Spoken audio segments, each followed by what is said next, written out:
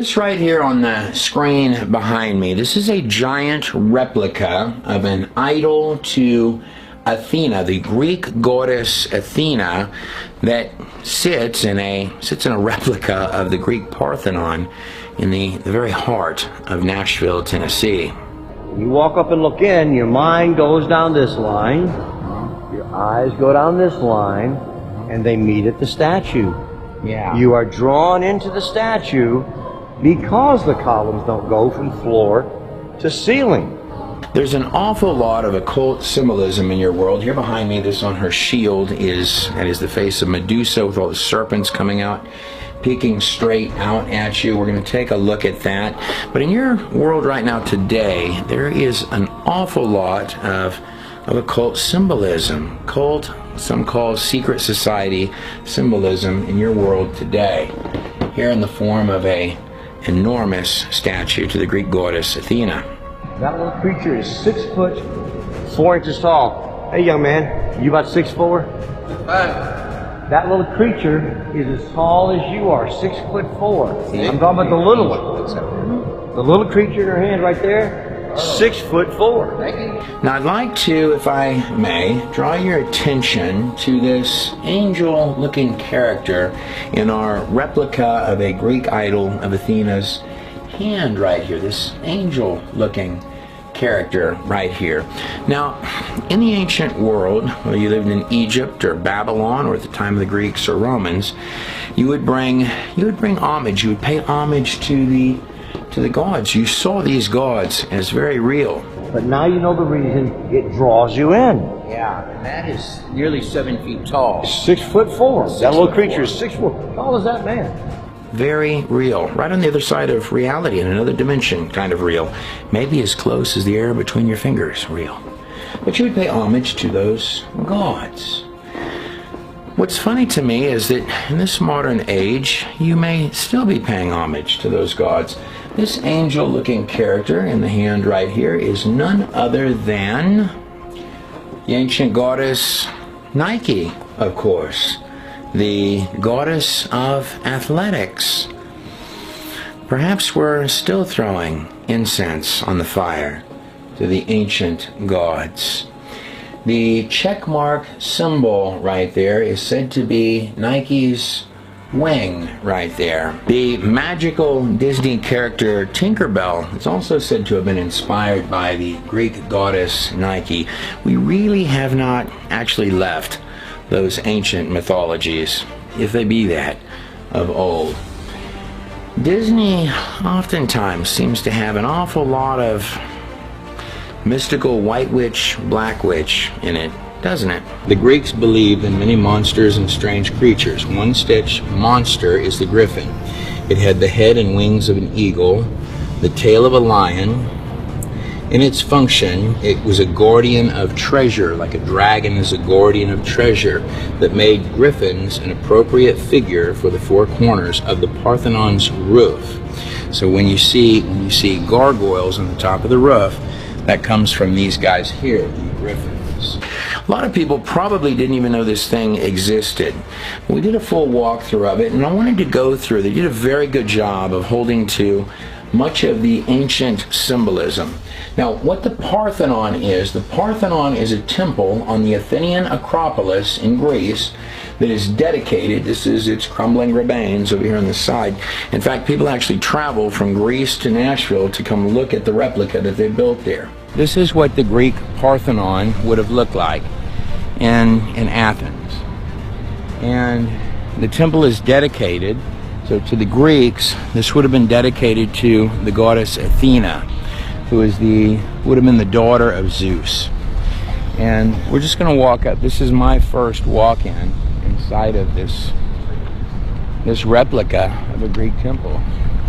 The Greek Parthenon is often claimed to be a symbol of ancient Greece and also a symbol of democracy and Western civilization. You'll notice that your universities, you have fraternities and sororities. These come from the Greeks. So here are the only exact replica anywhere in the world of the ancient Parthenon. Okay. The giant steps are giant for what reason? Because when you pick your knee up that high, Your head goes down and you are bowing to the goddess. The mathematics of the step. Not the part you put your foot on, but the other part. Right. The slope is a number, and that's the number where your head goes down. You're forced to bow to their goddess. Okay. A lot of that architecture, particularly these pillars that are on the outside of the building, sort of brought me to think about architecture from ancient Egypt.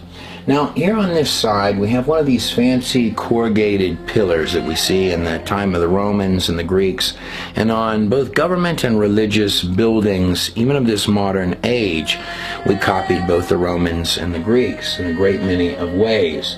These are often referred to as wisdom pillars right here. So look at the empty space. Okay. You might have to turn around and get that last column row at the end down there. What I'm saying is the negative space, the empty space, the sky and everything under the sky. What shape do you see? I don't know. Well, I'm saying you will in a minute. It's fun for me. I've been giving this tour 25 years. The question is, what shape is at the end of the column row? Another column. Well, it's like this. No, maybe something you put flowers in. Oh, it's a vase. Oh, a vase, yeah. You see it, a vase, a Grecian urn. Yeah. It's not really there. That's an optical illusion. Now, the god of wisdom to the Egyptians, and then later in the uppity-up clubhouses of both the Romans and the Greeks, and later the higher echelons of perhaps your world today, might be this god right here, the god Thoth, the god of writing and wisdom to the Egyptians. Now, these type of pillars here that many associate with wisdom or governmental authority or power or government, well, they remind me strikingly of these pillars that are at the step pyramid complex in ancient Egypt. This is credited as being the first pyramid. I'm going to humbly submit that to your hands.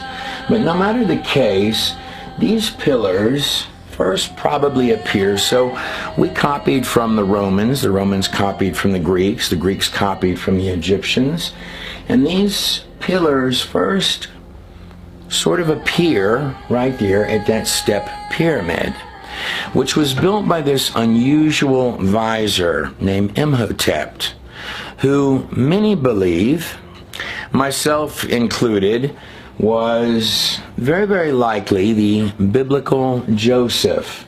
This is one of the most mammoth complexes that was ever built in the ancient world, particularly at that time. There was nothing in the world like it, short of Nimrod's Tower of Babel. Right here is the front entrance to that step pyramid complex. There's the step pyramid right here. And on this side are what many believe are enormous grain pits. There's also more tunneling underneath this complex, more complexity of tunneling than any known pyramid in the entire world. This up here at the top, just to give you perspective, these are little bitty people on top of what are believed are these enormous grain pits. Where I'm going with that is though many of these secrety clubhouses they do what they always do.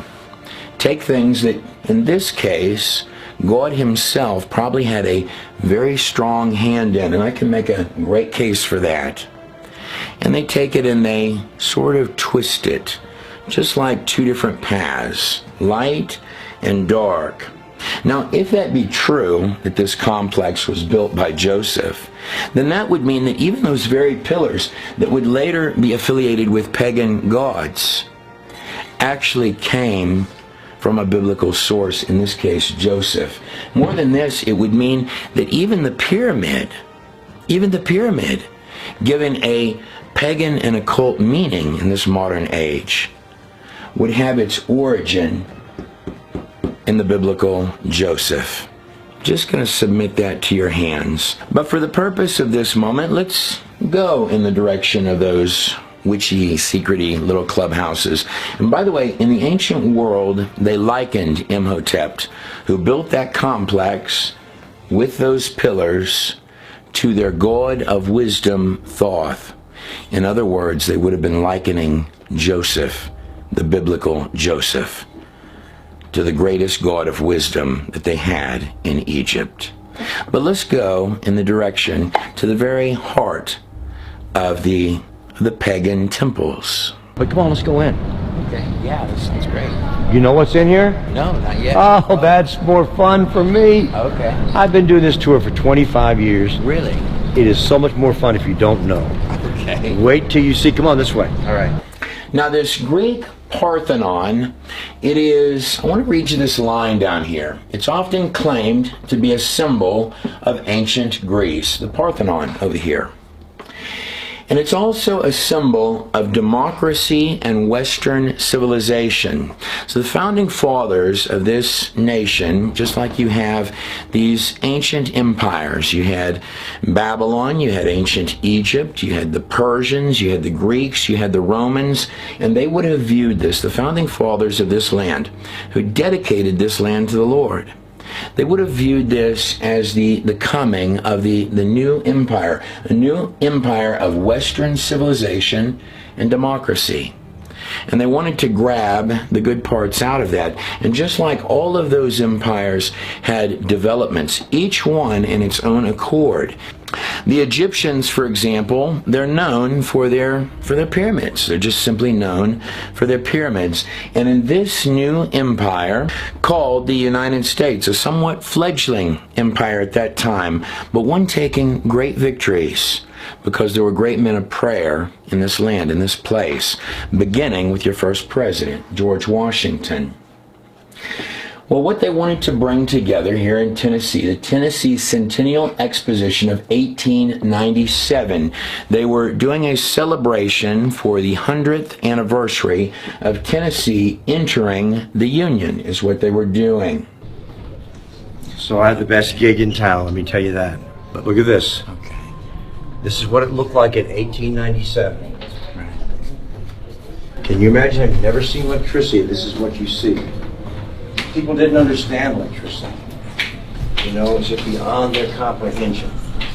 So this is 1897 Tennessee Centennial Celebration.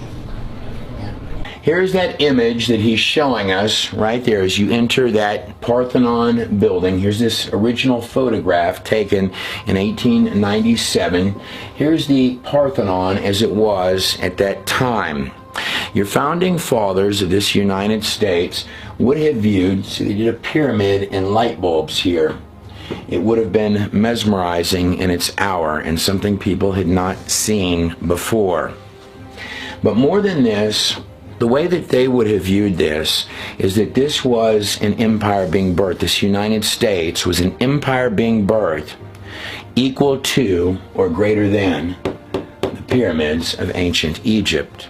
And I would also note that it was just the building at that time, a building representing to them democracy and Western civilization that was being birthed at the very heart of this. There was no 42-foot tall statue or idol to Athena inside that building. It was just a building representing democracy and an empire being birthed greater than the grandest of pyramids. The statue to Athena would not go inside that building until 1990. So who would have built this? It's the birthday party of the state. Oh, and they did a pyramid. So who would have built the pyramid? I'm not sure. What city in Tennessee? What city in Tennessee? Memphis, Tennessee. Tennessee. They have one A now. lot of the cities are named after Egyptian sites. This is the sister city of Memphis. Tennessee is very well known for President Andrew Jackson. He lived right outside of Nashville, Tennessee, and his home is called the Hermitage. In fact, his home looks very much like the Greek Parthenon, and it's clear from the interior of the home, including the wallpapers, that Andrew Jackson, he was a very secular man, is what he was.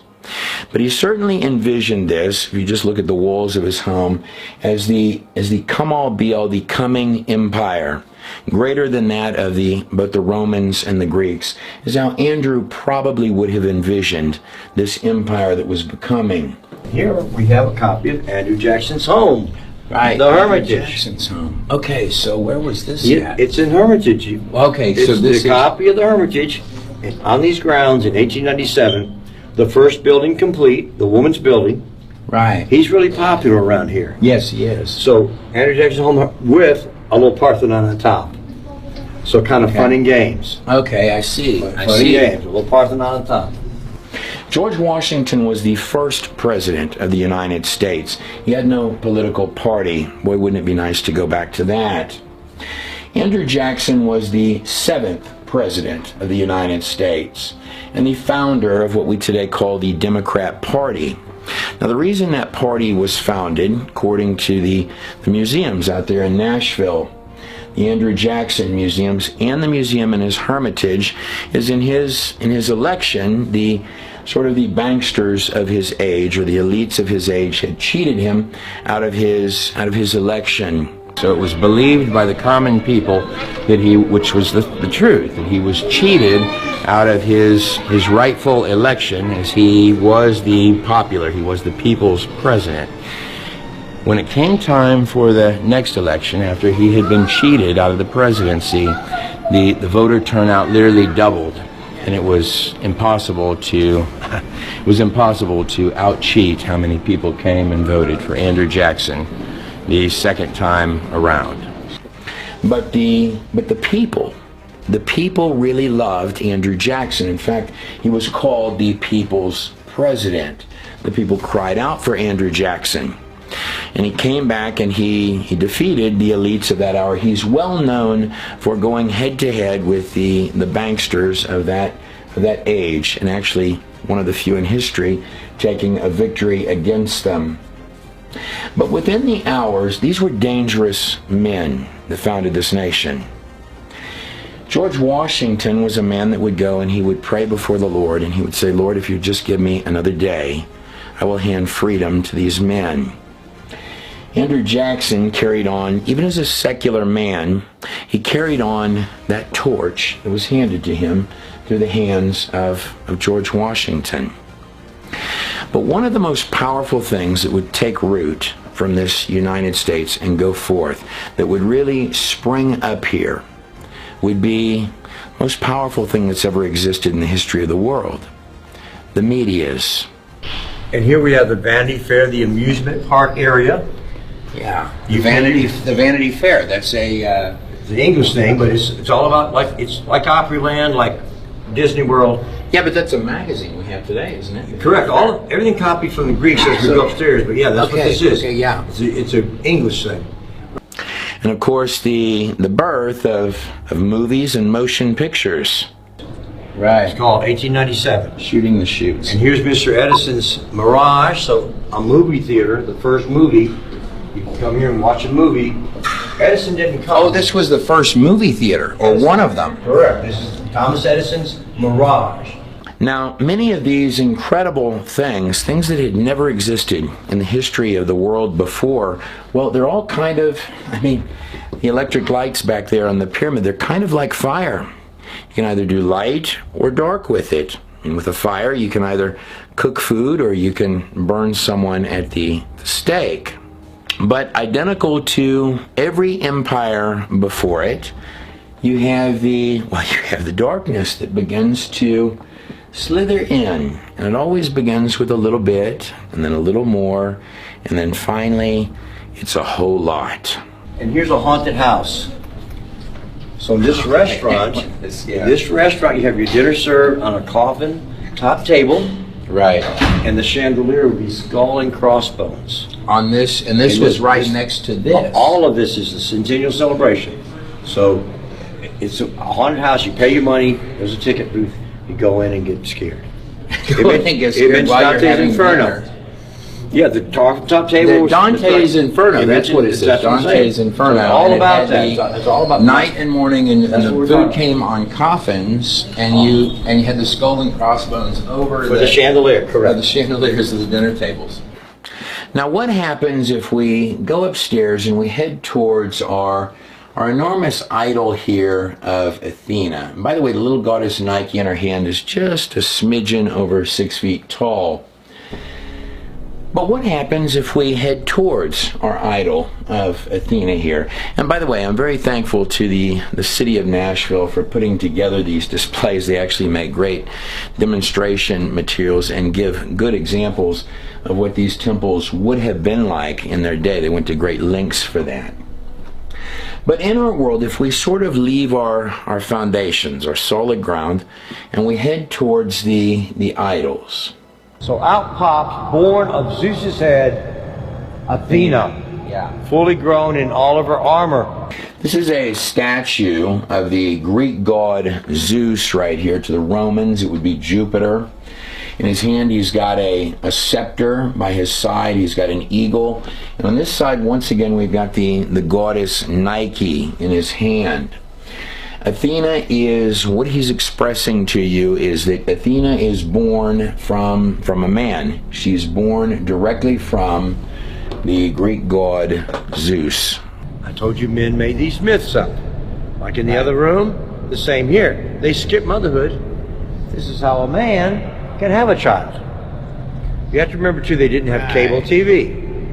Here's a replica of many of the Greek pantheon of gods. And I'm going to be making the case here in just a couple of minutes that this pantheon of gods on top is going to really kind of nicely tie into what you might call your alien or UFO stuff, your spooky kind of witchy stuff, or your things that go bump in the night. This pantheon that's up here.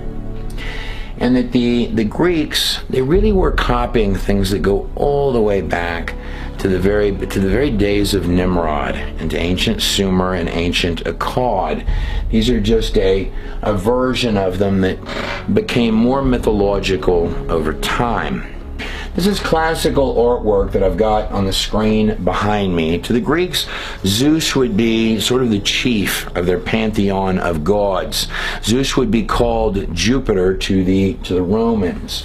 These graphics that I've got behind me actually come from our Genesis series that we've done. I think there's 7 or 8 of those at this point. We walk heavily through all of this stuff, guys, ties all the way back to the days of Nimrod and before. In the Vav Part 1 and 2, we go back and we break down. So all of these things that were believed at the time of the Greeks and the Romans, even in their secrety little backroom clubhouses, where they did some pretty hardcore stuff that may go on even to this very day. It stretches all the way back to the days of Gilgamesh. They're walking you right through it on all of these rocks. And all of those Babylonian gods get directly plugged in to what the Pharaoh believed at the very time of the Exodus. Every one of the plagues is one of the gods of Egypt being challenged. It's one of the best films that we've ever done, right there on the screen, A God in a Nutshell. In their belief structure, they were worshiping, here's what they were doing. They were worshiping the Creator. They were worshiping the creation as opposed to the Creator. Each of the planets, they would have called the planets wandering stars, is what they would have called them. The 7th planet, or Uranus, and that's already kind of an offensive name right there, represented the Creator God. Now, if you go all the way back to the time of Gilgamesh, to the Akkadians, Uranus, or the 7th planet, that would have been Anu. To the Sumerians, it would have been the god On. But in this depiction behind me, same characters as in those times, just repackaged over and over and over again until you come to these depictions here. Right here on this side, we have Saturn, or the 6th planet, or Satan, standing right here, and he's castrating his father, his creator. This would also be a depiction of the Enki, if you went all the way back to the very beginning. Saturn, the 6th planet, this is literally a depiction of Satan castrating the father or the creator of all life. That's what's being expressed in this classical artwork. Now, with the blood, he's going to make the Titans. These stories sounding familiar. Now, the chief of these is going to be Zeus, these titans that are going to be created with the blood. So Satan is going to birth his own child, and that's going to be Zeus to the Greeks, Jupiter to the Romans, or if we go all the way back in time to the days of Gilgamesh, right on these rocks, it would be Tammuz. Now here's what I'm going to set forth for you, because I'm going to walk you through right there while we're standing at the Parthenon. They've got a display of all of the different gods. I'm going to walk you through just a couple of them in that pantheon, and I make no judgment over any of it. I'm submitting to you. Does it look like that these mythologies that many people actually chuckle at, well, does it look like these are sort of manifesting in many ways in your world right now, today?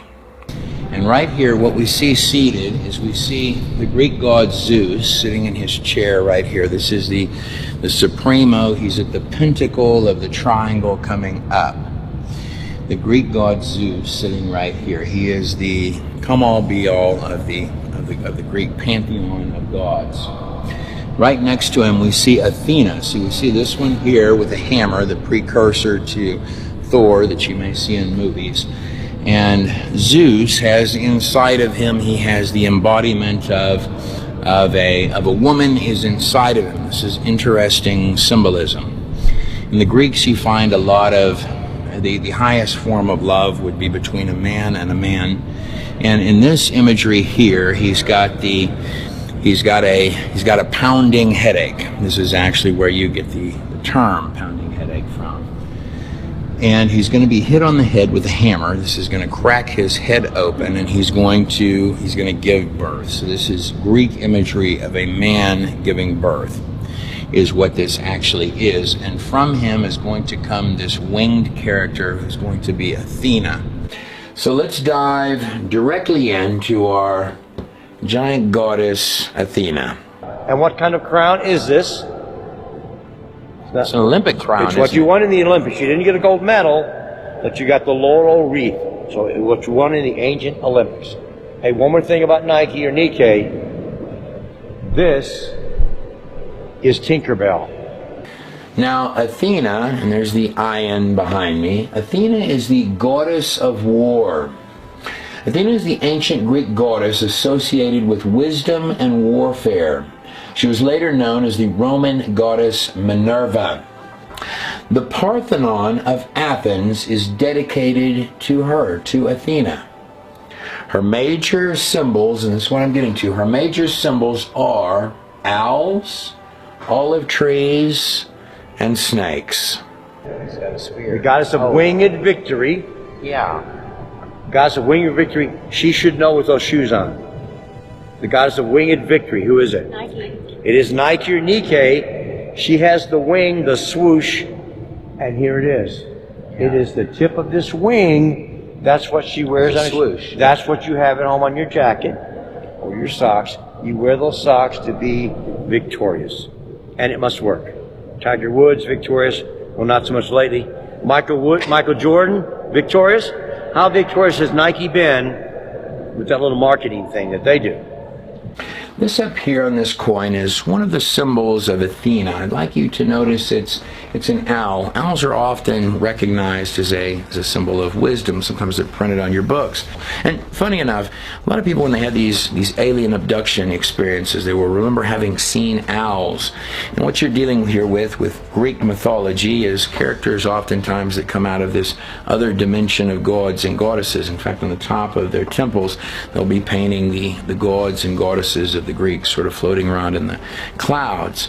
But the owl sits up in it's a night creature that sits quietly up waiting for its prey to swoop down and to grab its prey by its clutches. Is part of the symbolism of the owl.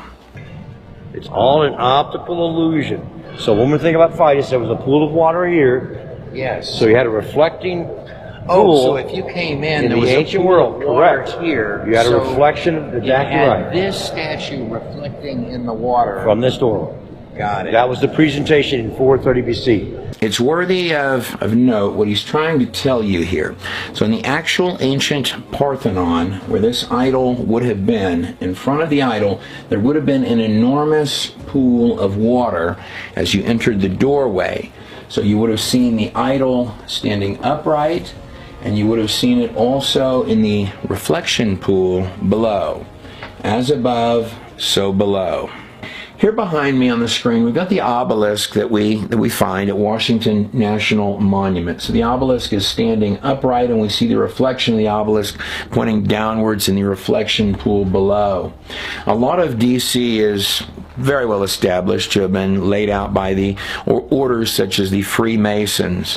One of the heroes of these kind of orders, hero in Hollywood and also in this modern music age, would be Aleister Crowley, who believed that he spoke to a dimensional being that he called Lamb. In fact, he's quoted as stating, today they call them angels and demons, tomorrow they will call them something else. An obelisk is not just a piece of architecture, it's actually a statement. An obelisk represents a male phallic symbol, is what it represented in the ancient world, but not just any male phallic symbol. It is a tie-in to their god of the dead, Osiris, and also to the sun god Ra, is what they would have believed. This line of as above, so below has its origin, at least in this modern era, in a belief of these emerald tablets of Thoth. Many of the secret societies, or esoteric, that's a fancy way of saying occult societies, believe that there were these emerald tablets of Thoth that were found in the pyramids out there in Egypt and Giza. And that these tablets were written by Thoth, authored as Hermes the Thrice Great.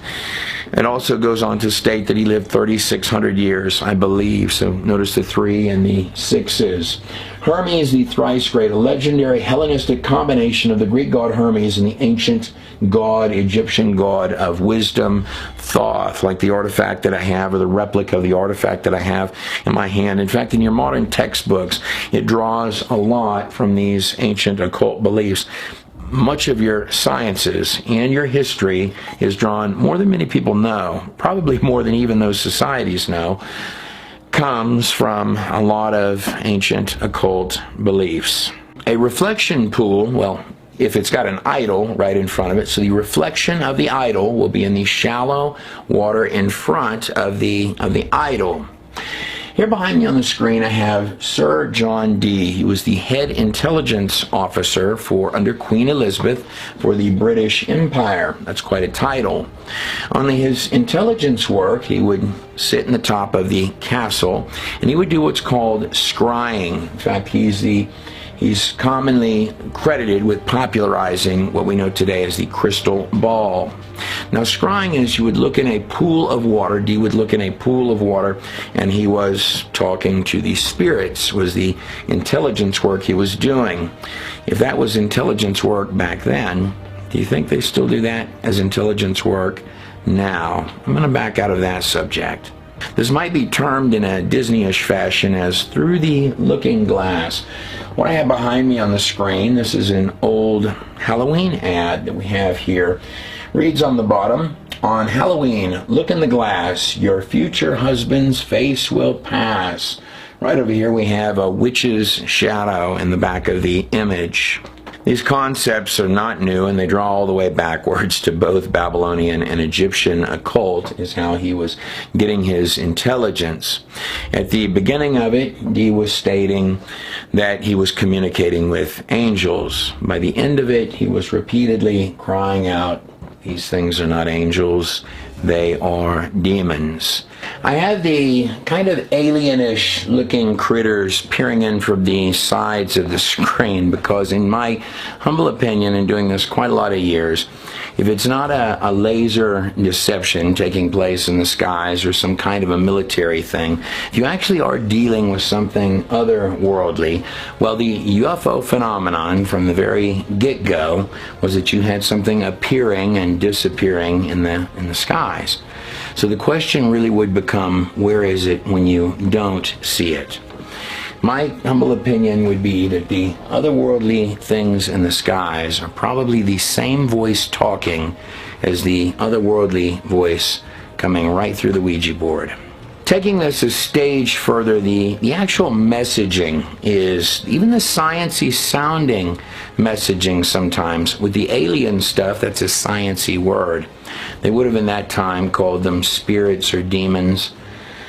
Right here on the back of the screen, I have the infamous character Enki, the Sumerian or Akkadian. This comes from an Akkadian tablet behind me. He's coming from these dimensional wavy lines. I want you to notice the waters or the fish in those wavy lines. The Egyptians, for example, believed that, well, that up in the skies there were these kind of celestial waters. You've got right here these boats with the gods in them, and they're navigating the celestial waters, the kind of dimensional construct of our reality. This is how they imagined or felt it was. I'm just going to lay that in your hands. But returning us back over here, this on the screen, this is Enki. And he's stepping on out of these dimensional waters. They've even got little fishes drawn on them. Top of his head, he's got his little witch's hat, his little Enki witch's hat on. Here he's got his crow, his falcon, his raven that's guiding the way. Right over here we're going to have Inanna, and we're going to have our first sun god, Utu, emerging forth between the mountains here. We actually cover this quite a bit in the Genesis series, particularly Evolve 1 and Evolve 2. But this is Enki. It says even the devil himself appears as an angel of light. Now, if I hop over to some of these ancient writings, like these little replicas of tablets in my hand, these come from what are called the Enuma Elish. Well, if I look at documents that have Enki and Enlil on them, Enki would be like the Enki good cop, Enlil bad cop kind of a situation, or the Baphomet, the masculine and the feminine to seduce you in, and the masculine to say, I've got you. Good cop, bad cop. Well, Enlil the entire time, all the way back to any of these ancient rocks, he's screaming the entire time, it's overpopulated, we got to fix it, I'm too crowded up in here, man, we got to do some sacrifice. It's just what he's screaming ever since the beginning. They're also telling you that there's problems with the climate and the weather in these rocks and stones from the ancient world. You couldn't make this up. So your science and the occult kind of come together, and that's whether the people teaching it to you know it or not, that the spirit behind it is very similar, almost a theological belief behind it. But the naming conventions, even in your medias and your music, well, right here, well, these are replicas of tablets from what is called the, well, right up here, the Enuma Elish. Enuma Elish, does that name sound familiar? Where have I heard that before? In fact, this comes from tablet 3 right here. Now, I'd like to notate that on this set of tablets, Tiamat would be the great serpent goddess. Here in my hand, a little replica of an idol thereof. These come from around what are known as the eye temples, by the way. It's an interesting study. Tiamat, the great serpent god or goddess, Mother Gaia goddess. Then we come down here to Anu, who is going to be the father of the Anunnaki, the Titans, or the heroes of old, the gods to the Greeks. This is literally the precursor to all of these god and belief structures. These weren't just mythologies to them. These were literal events and literal gods and literal mythologies, just like our literal religious beliefs. These were the gods they were honoring. That's what they were doing. Well, let's take a look further. So Anshar opened his mouth, and unto, Gaga. In the Enuma Elish, we're speaking unto Gaga. And what does Gaga do? Well, it's a minister. He spake the word, O Gaga, thou minister that rejoiceth my spirit. None of these things, in my humble opinion, are new. And the alien occult stuff is the same thing as much of your science stuff. And I wouldn't be surprised if that's where a lot of it, from one side of something, is wanting to link up to. But speaking of the Enki and the Tiamat and the Namu and the gray serpent goddess, let me take us back. So these two obelisks are in the heart of the Karnak temple. This is one of the largest masonry works in the entire world, in the entire ancient world. In fact, it's called the Temple of a Million Years. And most all of your architecture, the architecture done by the Romans and the Greeks and even the Egyptians and the Babylonians is beautiful. It's absolutely stunning in many cases. In fact, it's from the Greeks and the Romans, and more specifically credited to the Greeks, that you get things like democracy, which in and of itself is almost a gift from the Lord, until you cover it with all sorts of symbolism. I mean, these stoneworks are mesmerizing. They're beautiful to look at, but they're covered with symbolism or graffiti. So I'd like to take a look at just some of this symbolism. So on the base of many of these obelisks that we saw, and by the way, I felt like it was the Lord that put on my spirit to do this Exodus set at this time. And also, well, let's look at some of these symbols. So at the base of many of these obelisks, you have a serpent, for whatever cause. Whatever cause. That's what they thought. This is what needs to be importantly put at the base of our obelisk. Now on this one over here, we've got the eye, or the eye, and we'll get to that in just a second. Would come from Babylon, where we get Nimrod. Now, of course, prior to Nimrod, where you would get the inspiration for building any of this stuff, well, you had Noah and you had his 3 sons. And from a family like that, you literally expect to find building projects that mesmerize and amaze us. But Nimrod, the Dark Lord, our first brick mason, if you will, but he wasn't just building a piece of architecture. He specifically tells us what he was building. He was building a gateway to the gods. More specifically, he wanted to shake his fist at the God of all life. That's why he's today called Nimrod. And the tower that he built is called Babel, which today means gibberish. Here behind me are these obelisks once again. Now, in the story of the Exodus, the serpent right here, this is a serpent goddess. This is one of the oldest forms of worship, is the serpent.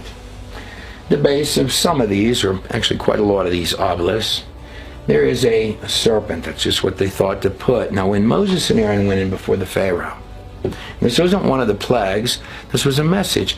Took the staff and they threw it down and it became a serpent. So the story of the Exodus begins with a message to the serpent, to the old snake, is what it begins with. In fact, every god of the Exodus, every plague of the Exodus is one of the gods that the Egyptians believed in. This was their theology. Had God just saved the Hebrews, they wouldn't have known what it was to be saved. That's an important thing to know. How dark would it have been? It got pretty dark. See, they would have never known that. They would have always taken it for granted, what it was to be saved. On the other end of it, God did this for the Egyptians as well. See, had you just saved the Hebrews out of there, the Egyptians still, they would have clung to all of those gods. We have all these gods today, all these idols, and we don't even know it. But these were their idols, their gods. And one by one they were being challenged. They were the very weapon against them, their own gods, all the way through the Exodus. See, by the end of the Exodus story, you never could have told an Egyptian that the serpent was worthless. They would have been angry. Oh, they would have been more than angry. You couldn't have told them that any of their gods, they would have stoned you in the street. They were walking through witnessing the worthlessness of all of their idols. So here on these obelisks behind me, they start with the serpent. This is during the 18th dynasty, by the way. In our Exodus film, that's very important, where the heart of where these obelisks sit. Now how about this symbol right here? Surely you've seen this one before. These symbols all sort of go together. This symbol can be found coincidentally within a pyramid on the back of your dollar bill. Right here I have my eye, or my ion, and down here I have my serpent. The guide out there standing at this particular obelisk told me that it's to see into another dimension is what they meant by it. That's what he believed. But I'm going to read you Matthew 6, beginning in verse 22. The light of the body is the eye. The eye is the light of the body. If therefore thine eye be single, if thine eye be healthy, if it be full, then thy whole body shall be full of light. You won't be blind. That's a real gift, not to be blind. But 23, but if thine eye be evil, and that literally means ayin ra, the ayin ra, right here. That's where you get that term from. If thine eye be evil, like the ayin ra, then thine whole body shall be full of darkness.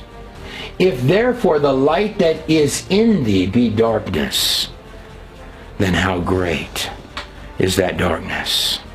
Walt Disney is no different. Everyone's copied the Greeks. Here's the owl on your earring. That is Athena's animal, the owl. She's the goddess of wisdom or knowledge, as you point out. Have you ever seen that, Walt Disney? Wisdom, knowledge, the wise old owl. All of that is copied.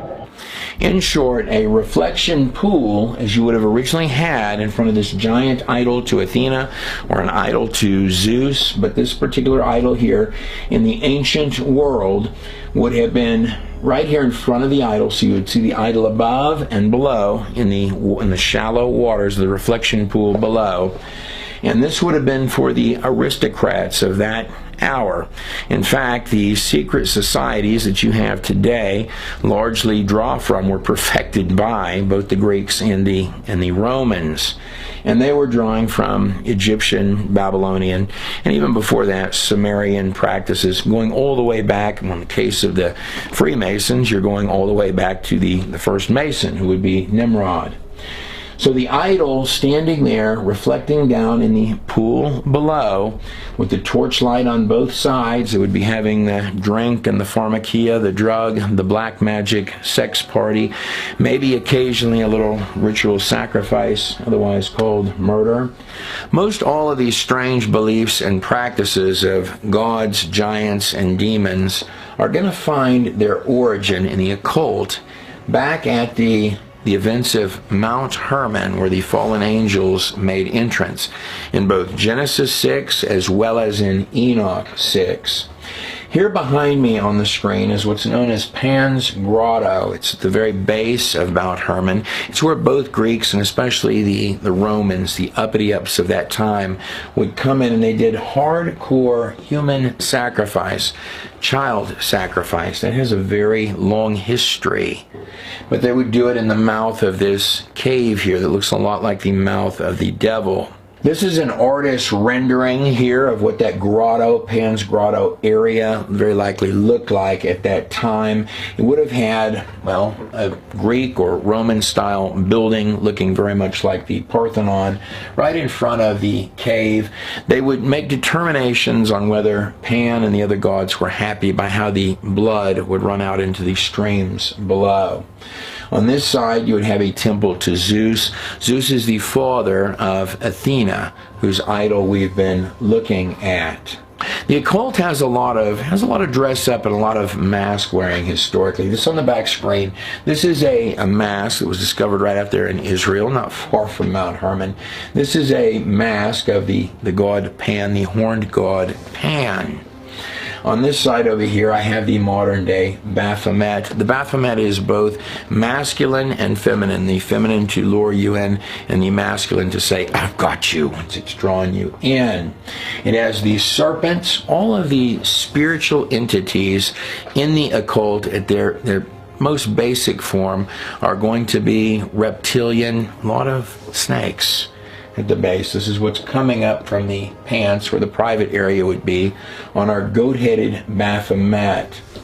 At a temple like this, quite literally going into that mouth of the devil or Pan's grotto on the inside while doing the ritual, the sacrifice, the drug, the drink, and the god Pan is a god of lust and sexuality. The waters would get excited with the demons. And in the waters below, as the strong drink and drug kick in and the ripples come over the image, the idol might begin to come to life and a new world appear in those waters below. Tongues out, she's always dead. Snakes for hair. Medusa.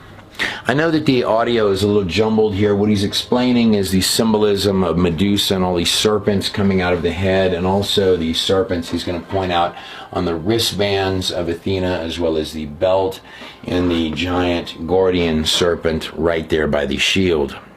Well, you know, the Greeks shield. The shield, that's the mirror. You know, the Greeks taught by asking a question. That's right. The shield, because it's a mirror, that's what he uses to kill the monster, the Gargon, and that's why she gets the bloody head. But there's snakes everywhere, the wrist, the belt. The large snake represents the Athenian people. She is protecting the snake. She was the protector of Athens. They loved and worshipped the snake. But Athena, lo and behold, is just really the next stage in a very long line of these serpent goddesses, going all the way back to the beginning. That's a little idol of a serpent goddess at the top right up here. On this side I have Nua. So you're going to find in China, you're going to find the legend of Nua, like Noah and Fushi. They kind of got it tangled up and backwards. They were going to survive the global flood. That is a big snake. They identify with the snake. First of all, they thought that they came from that very earth. They hadn't moved there from somewhere else.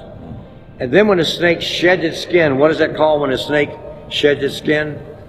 It's molting. They saw that as a rebirth. Right here I have Nua, this serpent goddess right here. You may recognize that name, Nua and Fushi. Nua, like Noah. These are actually the characters in Chinese legend that survived the global flood, just like Noah. But interestingly enough, just as you see with the Baphomet and these other, the reversal of roles between male and female. So Nua and Fushi, so Nua is actually the female in that legend. They've got that reversed. And Noah has also become not only a female, but a serpent goddess. Right over here, of course, I have a Naga, serpent deity, sitting right here on the screen. And of course, the infamous Inanna, seen right here. She's got her little wings on, just like Athena has her wings. She's got 6 bow and arrows in her back. Interesting number. She's coming up from Utu. This is your first sun god. This is actually an interesting study. I would highly recommend our films Evolve 1 and Evolve 2 that we stream over at the God in a Nutshell project. I go completely through this. These are artifacts from the very beginning of your history. These artifacts here predate by just a pinch even Nimrod himself. Here's the Enki standing right next to Inanna. This is one of your first. It's right here in Inanna. Here's Enki. He's coming out of his dimensional portal. You could call him Zeus. You could call him the 6th planet Saturn. Or you could just call him Satan, stepping right forth. And he's going to be the guide of your first sun god of Earth. And at his side is going to be our first little mother goddess right here with her little crowned horned helmet on top of her head. Inanna. She is striking a pose and getting to it. It's very much like that. You're going to see these comparisons the rest of your life. Oh yeah, I understand this now. So what's all this about? Yeah, what is this down here? What is all this about? Come on. Indeed, none of these legends or beliefs are likely new, and they string all the way back to the very beginning. I would like to bring us at the close of this video to the imagery right here at Athena's. Here's Athena's feet. Here's her big serpent right here. And I'd like to bring us to this string of characters at the very base of the idol of Athena. So, as I come up on Athena, I want you to notice right here in the center of all of the guys, and this would have been the way it was at her altar. This is the goddess Pandora. So this is where, right in the center of all the men, you've got right here in the middle, you have Pandora, and she's standing on Pandora's box. This right here, this is Pandora, and she's standing on Pandora's box. On either side of her, these are all men on both sides of her. That'll be important in a second. This is Pandora, and she's on top of her box. She's underneath the base of the idol of Athena, our ancient Inanna, our ancient serpent goddess. Now, when Pandora's box is opened, what comes out of Pandora's box is pestilence and plague. In fact, the only thing that does not come out of Pandora's box is hope. Hope is the only thing that does not escape from Pandora's box. Now, this symbolism is a throwback to the garden, to Adam and Eve in the garden. Right underneath the giant serpent and the serpent goddess, and the men on the side are standing there because Pandora, representing Eve, is going to open through the serpent Pandora's box, is what the symbolism has kind of been twisted into. And speaking of symbolism, when one thinks of Adam and Eve in the garden and an apple, you might think of Apple computers with the bite out of the apple. But this in the center, underneath the idol of the serpent goddess Athena, is Pandora. And from Pandora comes pestilence and plague, comes from the theology and religion of these idols. Right. And I'm also not compared to Adam and Eve, but look, he doesn't open it. He gives it to her open, so similar. But all the evil escape. What's the one thing does not escape? Hope. There's always hope. That's what the hope chest is all about. Two more things. I'm going to answer all the questions. She's the tallest indoor sculpture in the Western world. This is. I'd like to give a very special thanks to the guide services at the Parthenon exhibit with the Athena Idol or statue. The thing is 42 feet tall on the inside.